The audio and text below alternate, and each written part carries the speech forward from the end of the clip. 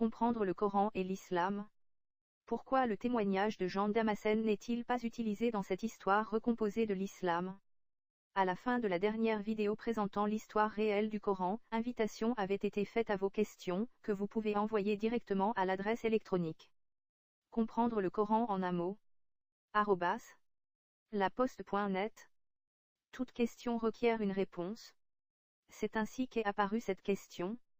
Pourquoi le témoignage de Jean Damascène n'est-il pas utilisé dans cette histoire recomposée de l'Islam? En effet, de nombreux historiens ou islamologues l'utilisent et en tirent des conclusions totalement incompatibles avec l'histoire présentée ici. Dans le livre, Dieu, la Bible et le Coran. Est-ce compatible? Ce texte, ainsi que d'autres analogues, ont été examinés relativement sommairement. Examinons celui-ci d'un peu plus près. Saint Jean Damascène, qui vécut de 676 à 749, était un arabe syrien et docteur de l'Église. Il composa ou retranscrivit un ouvrage sur les hérésies existantes à l'époque, de Hérésibus. Les chapitres 100 et 101, soit les deux derniers, décrivent l'islam. Certains exemplaires de ce livre sont connus dépourvus de ces deux derniers chapitres. Puisque cet auteur était un chrétien, son témoignage est jugé impartial, soit ne pouvant faire l'apologie de l'islam, ou, plus simplement, ne pouvant être un élément de l'échafaudage de mensonges de la tradition musulmane. Un ensemble de questions s'impose. Pourquoi la plus importante hérésie en cours n'a-t-elle pas été traitée dès le premier chapitre? Pourquoi attendre les derniers chapitres? Comment ce livre nous est-il parvenu, en sachant que nous n'en connaissons que des copies ultérieures? Pouvons-nous être certains qu'il ne s'agit pas d'une nouvelle manipulation de la tradition musulmane, afin de légitimer ses écrits? Son contenu est-il compatible avec les traces matérielles laissées par l'islam, comme les graffitis ou l'archéologie? Son contenu ne contient-il pas d'anachronisme? Nous ignorons la réponse à ces deux premières questions. Nous examinerons les deux dernières questions, la troisième question servira de conclusion.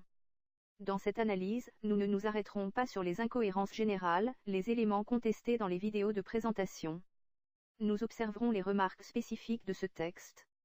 Nous pourrons ainsi constater immédiatement qu'il est inconciliable avec les traces archéologiques de l'islam naissant, donc avec le récit recomposé de l'histoire tel que nous avons pu le découvrir. Dès le début, nous constaterons que les histoires narrées sont reprises sous les noms des sourates coraniques. Or, en fonction des manuscrits connus, ces noms ont été attribués ultérieurement à la mort de Jean de Damas, soit par la tradition musulmane. Il y aurait ainsi un anachronisme manifeste. Une autre étrangeté est que les sourates auxquelles il est fait référence par le prophète Mahomet sont toutes des sourates dites hégiriennes, soit que le prophète justifie sa théologie par les volontés imposées à son mouvement par ses adversaires, les dictateurs. Ceci relève du surréalisme. De plus, tous ces textes datent de la période abbasside. Est-ce un hasard? Que dit ce texte attribué à Jean de Damas, présenté ici en bleu, les remarques étant en noir? Il ne s'agit ici que d'extraits. Quel est le but de ce texte? Comment et par qui fut-il utilisé? Quel en est réellement son auteur? Il y a aussi la religion des Ismaélites qui domine encore de nos jours, égare les peuples, et annonce la venue de l'Antéchrist. Elle tire son origine d'Ismaël, le fils d'Abraham et d'Agar. Pour cette raison, on les nomme Agarènes et Ismaélites. On les appelle aussi Sarrasins, ce qui signifie dépouillés par Sarah. Agar répondit, en effet, à l'ange. Sarah m'a renvoyé dépouillé. Commentaire. L'Antéchrist et Agar sont inconnus du lectionnaire. Ce sont principalement les califes abbassides qui ont élevé la crainte contre l'enfer, afin d'obtenir un ralliement. Sarrasin signifiait en réalité de l'Orient. S'il s'agit du christianisme, Agar n'aurait pu répondre qu'à Dieu, et un docteur de l'Église ne pouvait pas se tromper. Pour l'islam, ce serait un élément de la tradition musulmane, créant un anachronisme. Ils étaient donc idolâtres et adoraient l'étoile du matin et Aphrodite, qu'ils ont appelée précisément Shabar dans leur langue, ce qui veut dire grande. Commentaire. Ni l'étoile du matin, ni Aphrodite, ni Shabar ne se trouvent non plus dans le Coran, alors que les judéo-nazaréens décrivaient nombre de leurs croyances.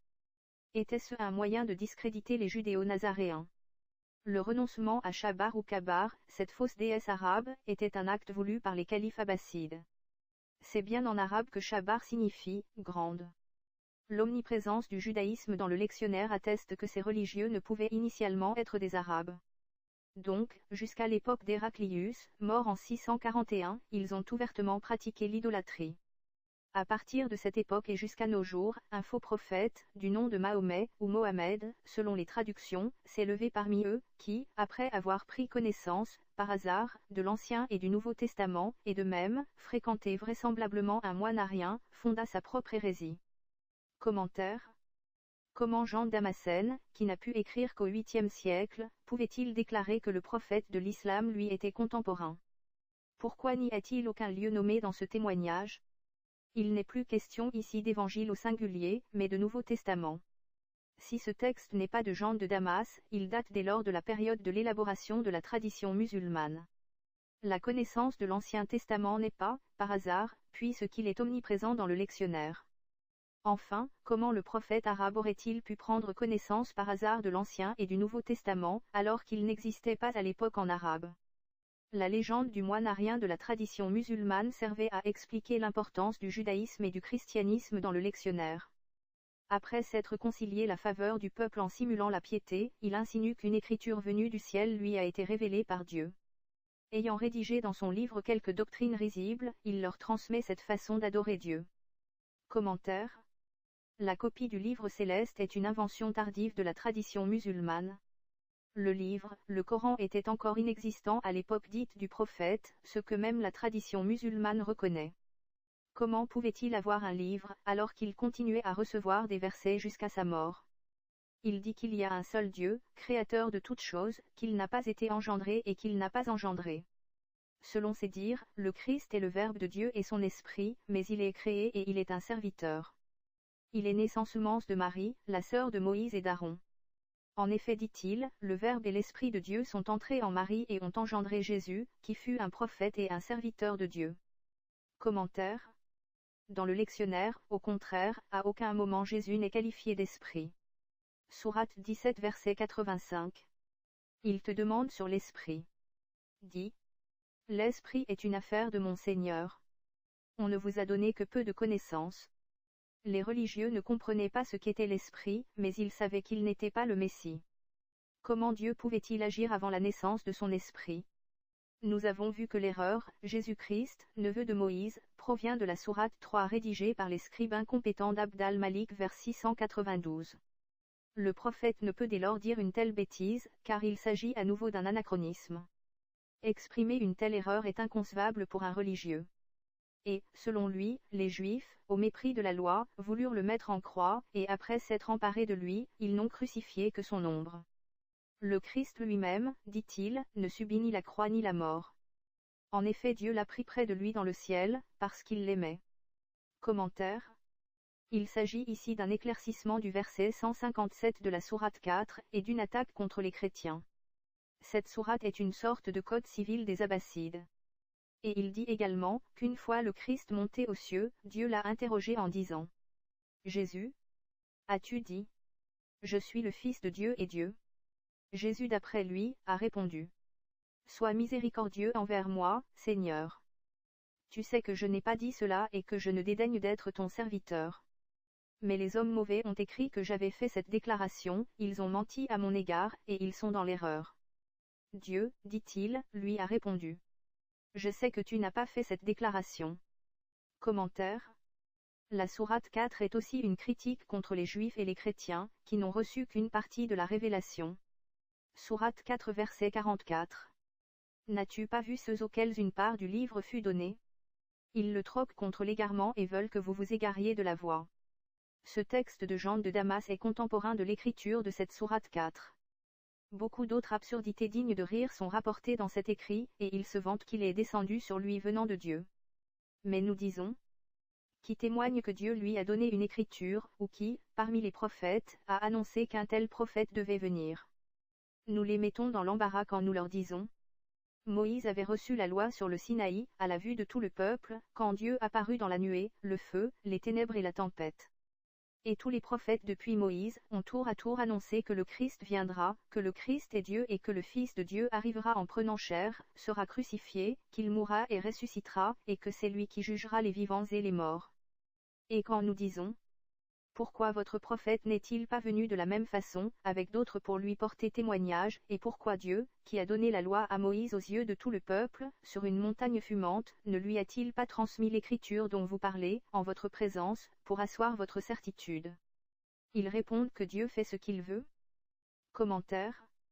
Les différents textes que la tradition musulmane a rédigés ne sont jamais favorables à 100% aux volontés des califes, afin de ne pas éveiller le soupçon sur leur origine. Ils contiennent tous des parties brouillant les pistes sur leurs auteurs. C'est aussi le cas de ce texte. Les prophètes n'ont jamais annoncé de tels faits. Jean de Damas ne pouvait pas se tromper ainsi. Cela, disons-nous, nous le savons bien nous aussi, mais nous demandons comment l'écriture a été révélée à votre prophète. Ils répondent que c'est pendant son sommeil que l'écriture est descendue sur lui. Pour nous moquer d'eux, nous disons. Puisqu'il a reçu l'écriture pendant son sommeil, sans se rendre compte de cette activité, l'adage populaire lui convient parfaitement. Vous me débitez des songes. Commentaire. Au début de la création de la tradition musulmane, il n'était pas question d'archange Gabriel, mais de révélation par rêve. Cette partie de texte date donc du règne d'Al-Mamoun, entre 813 et 833. Sourate 2 verset 185. Le mois de Ramadan est celui dans lequel est descendu le Coran comme direction pour les humains, épreuve de la direction et de la délivrance. La descente du Coran signifie ici le début des révélations par l'archange Gabriel. Parler d'un rêve avec de tels mots semble incongru. Dans la 4e vidéo, et surtout dans « Dieu, la Bible et le Coran, est-ce compatible ?», nous avons constaté que la 2e sourate, du verset 144, à la fin, date approximativement de l'année 850. Nous leur demandons à nouveau. Puisque lui-même vous a ordonné, dans votre écriture, de ne rien faire ou de ne rien recevoir sans témoin, pourquoi ne lui avez-vous pas demandé? Toi le premier, prouve à l'aide de témoins que tu es prophète et que tu es envoyé de Dieu, et quelle écriture témoigne en ta faveur? Honteux, ils gardent le silence. Avec raison nous leur disons. Puisqu'il ne vous est pas permis d'épouser une femme, ni d'acheter ni d'acquérir sans témoin, seule donc la foi et l'écriture, vous les acceptez sans un témoin. Car celui qui vous a transmis cette écriture ne possède de garantie d'aucun côté, et on ne connaît personne qui ait témoigné en sa faveur par avance. Bien plus, il l'a reçu pendant son sommeil. Commentaire. L'obligation de témoin pour un mariage est absente du Coran, et ne provient que de hadiths.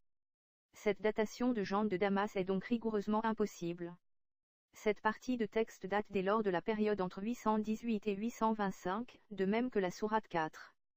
Ils nous appellent « associateurs », parce que, disent-ils, nous introduisons à côté de Dieu un associé lorsque nous disons que le Christ est le Fils de Dieu et Dieu. Nous leur disons. C'est ce que les prophètes et l'Écriture nous ont transmis. Vous aussi, ainsi que vous l'affirmez, vous acceptez les prophètes. Et si nous disons à tort que le Christ est le Fils de Dieu, ce sont eux qui nous l'ont enseigné et qui nous l'ont transmis. Certains d'entre eux disent que nous avons ajouté cela aux prophètes, en les interprétant de façon allégorique, et d'autres que les Hébreux, par haine, nous ont égarés en attribuant ces textes aux prophètes, pour nous perdre. À nouveau nous leur disons. Vous qui dites que le Christ est Verbe et Esprit de Dieu, pourquoi nous injuriez-vous comme associateurs? Car le Verbe et l'Esprit sont choses inséparables de celui dans lequel il se trouve naturellement. Si donc il est en Dieu comme Verbe de Dieu, il est évidemment Dieu lui aussi. Mais s'il est hors de Dieu, Dieu est selon vous sans verbe et sans esprit. Donc, en évitant d'associer quelqu'un à Dieu, vous le mutilez. Il serait préférable pour vous, en effet, de dire qu'il a un associé, plutôt que de le mutiler et de le rendre semblable à une pierre, à du bois, ou à quelque objet inanimé. C'est pourquoi, en nous appelant associateurs, vous dites des mensonges. Nous, en retour, nous vous appelons mutilateurs de Dieu. Commentaire. Un père de l'Église ne peut pas écrire que les prophètes ont transmis la compréhension que Jésus-Christ serait Fils de Dieu et Dieu. Cette certitude date du IVe siècle. Ils nous accusent aussi d'idolâtrie parce que nous nous prosternons devant la croix qu'ils ont en horreur. Nous leur disons alors. Pourquoi donc frottez-vous à cette pierre dans votre cabas, et aimez-vous la pierre au point de l'embrasser? Certains d'entre eux disent que c'est sur elle qu'Abraham s'est uni à Agar, d'autres qu'il y a attaché la chamelle au moment de sacrifier Isaac. Nous leur répondons. Il y avait là, selon l'Écriture, une montagne buissonneuse et des arbres. Abraham en coupa pour l'Holocauste et en chargea Isaac, et il laissa les ânes en arrière avec les serviteurs. Pourquoi alors ces stupidités? À cet endroit, en effet, il n'y a pas de bois provenant d'une forêt, et les ânes n'y passent pas. Ils éprouvent alors de la honte, ils disent cependant que c'est la pierre d'Abraham. Ensuite nous disons, qu'elle soit d'Abraham, comme vous l'affirmez stupidement. Vous n'avez pas honte de l'embrasser uniquement parce qu'Abraham s'est uni sur elle à une femme, ou parce qu'il y a attaché une chamelle, mais vous nous blâmez parce que nous nous prosternons devant la croix du Christ qui a ruiné la puissance des démons et les séductions du diable. On raconte d'ailleurs que cette pierre est la tête d'Aphrodite, devant laquelle ils se prosternaient et qu'ils appelaient Chabar. Et de nos jours encore, la trace d'une effigie apparaît à ceux qui observent minutieusement. Commentaire. Il est désormais question de la Kaaba, découverte probablement vers 850. Ce texte a donc été rédigé et complété ultérieurement. Nous avons la preuve qu'il n'y avait pas d'âne à la Mecque au chapitre 3. La pierre noire n'était pas cassée à cette époque. Ce Mahomet, comme il a été dit, a composé de nombreux écrits stupides et donné un titre à chacun d'eux. Ainsi l'écrit de la femme, où il est prescrit clairement à chacun de prendre 4 femmes et 1000 concubines, si c'est possible, autant que sa main en retient soumise en dehors des 4 femmes. Et il peut en répudier une, s'il le veut, et en prendre une autre. Commentaire. La sourate, les femmes, est la sourate 4. La répudiation est prévue dans la sourate abbasside 65. Ce verset 3 de la sourate 4 abroge la coutume pré-islamique qui aurait autorisé tout homme à épouser plus de 4 femmes. Mais nul verset ne parle de concubine. Au contraire, le mariage, de fait même provisoire, est obligatoire, sans quoi les lois sur la fornication seraient d'application. Ce verset aurait-il été modifié ultérieurement? Le véritable but de ceci était qu'aucun fait dans la cité n'échappe à la dictature, plus inquisitoire que sous Staline. Il a établi cette loi pour la raison suivante. Mahomet avait un compagnon appelé Zaïd. Cet homme avait une belle femme dont Mahomet s'est pris. Alors qu'ils étaient assis ensemble, Mahomet dit: Ami, Dieu m'a donné l'ordre de prendre ta femme. Zaïd répondit: Tu es un envoyé, fais comme Dieu t'a dit, prends ma femme. Ou plus exactement, pour prendre le récit par le commencement, il lui dit: Dieu m'a donné l'ordre que tu répudies ta femme. Celui-ci la répudia. Quelques jours plus tard il dit: Dieu m'a donné l'ordre de la prendre moi-même. Il y a encore l'écrit de la chamelle de Dieu. À son sujet, il dit qu'une chamelle avait été envoyée par Dieu, qu'elle buvait le fleuve entier et ne pouvait plus passer entre 2 montagnes, faute d'espace suffisant. Il y avait, dit-il, un peuple à cet endroit. Un jour c'est lui qui buvait l'eau, et ensuite, c'était la chamelle. Quand elle buvait l'eau, elle les nourrissait en leur donnant du lait à la place de l'eau. Mais ces hommes qui, dit-il, étaient méchants, se levèrent et tuèrent la chamelle. Or elle avait eu une petite chamelle qui, selon lui, cria vers Dieu après la mort de sa mère, et il la prit auprès de lui. Nous leur disons: D'où venait cette chamelle? De Dieu, disent-ils. Et nous disons: Un autre chameau s'est-il accouplé avec elle? Ils dirent que non. Alors, disons, comment a-t-elle eu un petit? Nous voyons, en effet, que votre chamelle n'avait ni père, ni mère, ni ascendance, et, qu'après avoir eu une petite, il lui est arrivé malheur. Mais le mal n'apparaît pas, et la petite chamelle a été élevée, auprès de Dieu. Alors pourquoi votre prophète à qui Dieu a parlé, ainsi que vous le dites, n'a-t-il pas appris, au sujet de cette chamelle, où elle paît et quels sont ceux qui la traitent pour boire le lait? Peut-être qu'ayant elle aussi rencontré un jour des méchants, comme sa mère, a-t-elle été tuée, ou vous a-t-elle précédé dans le paradis, et c'est d'elle que provient votre fleuve de lait au sujet duquel vous dites des sottises. Vous dites, en effet, que 3 fleuves coulent dans votre paradis. Un d'eau, un de vin, un de lait. Si la chamelle qui vous a précédé est hors du paradis, elle est évidemment desséchée de faim et de soif, ou d'autres profitent de son lait, et c'est en vain que votre prophète s'enorgueillit d'avoir été en relation avec Dieu, puisque le mystère de la chamelle ne lui a pas été dévoilé. Mais si elle est dans le paradis, elle boit l'eau de nouveau, et vous vous desséchez de soif au milieu des délices du paradis. Et si vous désirez du vin du fleuve qui passe à proximité, le buvant pur par manque d'eau. Puisque la chamelle aura tout bu, vous êtes enflammé, l'ivresse vous fait divaguer et vous endort. La tête alourdie par le sommeil et complètement ivre par le vin, vous oubliez les agréments du paradis. Comment donc votre prophète n'a-t-il pas pensé à ces éventualités, pour qu'elles ne vous arrivent pas dans le paradis des délices, et comment ne s'est-il pas préoccupé de la chamelle, de savoir où elle vit maintenant? Mais vous ne l'avez même pas interrogé quand, en état de rêve, il vous a renseigné en détail sur les 3 fleuves. Quant à vous, nous vous annonçons clairement que votre chamelle prodigieuse vous a précédé dans les âmes des ânes, où vous êtes sur le point de pénétrer à votre tour, comme des bêtes. Là sont les ténèbres extérieures, la peine éternelle, le feu bruyant, le ver qui ne dort point, et les démons de l'enfer. Commentaire. Cette sourate grotesque que le prophète Mahomet aurait narrée à Jean de Damas, nommée « la chamelle de Dieu », n'existe tout simplement pas. Les musulmans connaissent cependant un conte analogue. Nous avons pu constater que la deuxième partie de cet écrit attribué à Jean de Damas date d'une période très proche de la compilation du Coran. En effet, des extraits de la seconde partie de la sourate 2, l'écrit de la vache, et de la sourate 5, le traité de la table, sont cités dans ce texte. Or, ces sourates ont été insérées juste avant que le Coran ne soit relié pour la première fois. De gros doutes provenant d'opposants semblent avoir surgi vers l'an 860 sur l'authenticité de différentes sourates, non révélées auparavant, et tombant un peu trop à pic pour les volontés des califes et pour l'actualité récente. La prise de la Mecque. La reliure des sourates créant un livre était une réponse. Mais un Coran enfin relié était synonyme de la fin des révélations, la fin des nouvelles sourates, soit de l'imposition d'oukaz par le calife au peuple sous cette forme. Cette opération semble avoir été réalisée à la va-vite, quelque peu sous la panique de la révélation de la véritable nature de cette révélation divine. En effet, cela signifiait l'intemporalité du texte coranique, et le calife aurait certainement préféré que des versets ou des sourates ne disparaissent tout simplement. Cette sourate a-t-elle été préparée et n'a-t-elle pas pu être ajoutée au Coran, faute de temps? Cette hypothèse est plus que probable. C'est ainsi qu'elle aurait été annoncée, mais jamais décrétée, un groupe de scribes ayant été trop rapide par rapport au travail d'un autre groupe de scribes. Nous comprenons dès lors que les auteurs des sourates et de ce texte de Jean Damascène sont les mêmes. Les scribes du calife, soit la tradition musulmane. Dès lors, dans quel but ce texte a-t-il été rédigé? Nous avons rencontré, dans les vidéos, plusieurs versets hors propos par rapport à l'époque à laquelle ils avaient été rédigés, dès lors sans objet au moment de leur publication.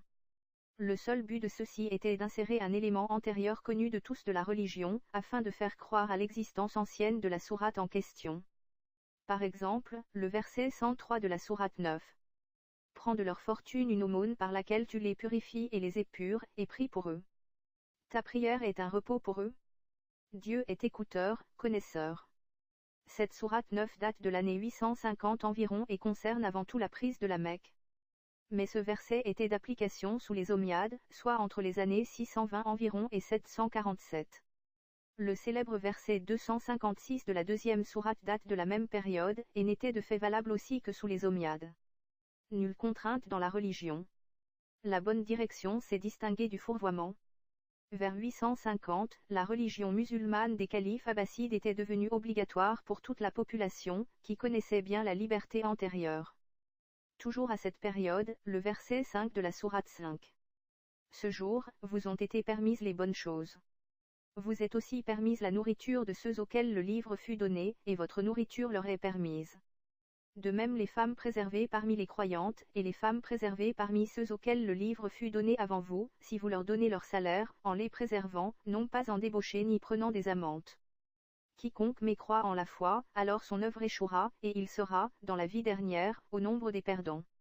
Il est en effet quasi certain qu'il n'y avait pas de femmes ou un nombre de femmes que l'on pouvait compter sur les doigts d'une seule main auprès des judéo-nazaréens de la Mecque. Donc, pas de quoi éditer une loi. Mais ce texte devenait logique pour l'histoire narrée de la prise de la Mecque par le prophète Mahomet de la tradition musulmane.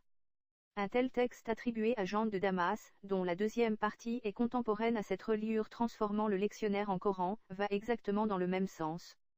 On attribue à un non-musulman mort depuis longtemps un texte décrivant des sourates contemporaines, afin de prouver qu'elles existaient bien auparavant.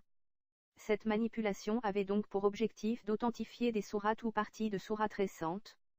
C'est pourquoi les sourates ainsi citées dans ce texte sont en effet toutes des sourates des Abbassides. Comme ce texte est une composition de deux périodes espacées de 40 ou 50 ans, nous pouvons en déduire qu'il n'existait initialement qu'un seul exemplaire de ce texte. Comme il devait servir de preuve pour les contestataires, il était plus que cohérent qu'il ait été exposé au public. Les dates coïncident, pour la première partie du texte, à l'exposition du lectionnaire volé aux judéo-nazaréens de Bagdad. L'exposition devait être conjointe, ce livre de Jean de Damas servait à prouver, par un témoignage étranger, l'authenticité et le contenu du lectionnaire volé. Lors de la deuxième exposition publique, vu le temps passé depuis la première exposition, les éventuels visiteurs survivants avaient oublié le contenu précis de ces chapitres. Ce texte confirme ainsi totalement la chronologie avancée dans les vidéos et dans Dieu, la Bible et le Coran. Est-ce compatible? Un autre objectif de ce texte était visiblement de discréditer totalement le prophète Mahomet. Ainsi, on trouve aussi les extraits suivants, totalement grotesques. Après l'avoir prise et commis l'adultère avec elle, il promulgua cette loi. Que celui qui le désire répudie sa femme. Mais si après l'avoir répudiée, il revient vers elle, qu'un autre l'épouse. Il n'est pas permis, en effet, de la prendre si elle n'a pas été épousée par un autre. Et si c'est un frère qui répudie, que son frère l'épouse s'il le désire. Dans le même écrit, il donne des recommandations du genre. Laboure la terre que Dieu t'a donnée, et mets-y tout ton soin, fais cela, et de telle façon, pour ne pas dire comme lui des obscénités. Commentaire. Ceci se réfère au verset grossier 223 de la deuxième sourate. Vos femmes sont un labour pour vous. Venez à votre labour d'où vous voulez et avancez du bien pour le salut de vous-même. Craignez Dieu et sachez que vous le rencontrerez. Fait la bonne annonce aux croyants. Il leur a prescrit, ainsi qu'à leurs femmes, de se faire circoncire. Il a ordonné de ne pas observer le sabbat et de ne pas se faire baptiser, concédant de manger certaines nourritures interdites par la loi, mais de s'abstenir des autres. Il a aussi interdit absolument de boire du vin. Commentaire. Quel pouvait être l'objectif de se moquer ainsi du prophète, de le rendre complètement ridicule? Pensons aussi aux 1000 concubines. Nous comprenons tout de suite qu'il était d'abord indispensable de prouver l'origine divine de versets autant grotesques ou grossiers, incompatibles avec un Dieu bon et omniscient. L'origine des versets étant le prophète, il fallait donc l'incriminer. Comme le lectionnaire, avec ses nombreux ajouts, et la tradition musulmane affirmait déjà à cette époque tout et son contraire, comme ils se contredisaient régulièrement l'un l'autre, il était nécessaire qu'il y ait des raisons à cela. Un prophète psychopathe, modèle à suivre, mais que Dieu avait choisi, expliquait une telle tradition musulmane et de tels versets déroutants. Il fallait expliquer ainsi les contestations des textes utilisés par le régime dictatorial. Mais l'abrogation de faits des parties les plus absurdes, qui n'avaient en réalité jamais existé, montrait que le calife était un homme bon, intelligent et clairvoyant. La propagande d'un Coran parfait n'existait peut-être pas encore, ou elle montrait ses limites. Ce texte attribué à Jean de Damas est considéré authentique par quasiment tous les historiens, aujourd'hui encore, malgré ses anachronismes patents, comme le fait que Jean de Damas ait pu rencontrer le prophète de l'islam. Ainsi, il est compris que l'usage de ce texte était informatif ou chrétien, et en aucun cas destiné aux musulmans. L'analyse du texte, particulièrement de par tous ses anachronismes, atteste irrémédiablement que celui-ci est un faux grossier, et était avant tout destiné aux sceptiques de la dictature abbasside, d'abord vers 820, et ensuite vers 860. L'islam est fondé sur des anachronismes. Le Coran ne contient aucune temporalité, et les islamologues sont convaincus que la chronologie de la tradition musulmane est totalement fausse. Bien plus tard, un Quidam tomba sur ce texte, ayant soi-disant pour auteur Jean de Damas, et le transmit au monde chrétien, sans en soupçonner sa véritable nature. Ce livre complet entra ainsi dans les écrits attribués à Jean Damascène, sa version authentique passant pour incomplète. La question devient, au vu d'un tel constat, pourquoi les historiens prennent-ils aveuglement pour authentique un tel témoignage plein d'anachronismes?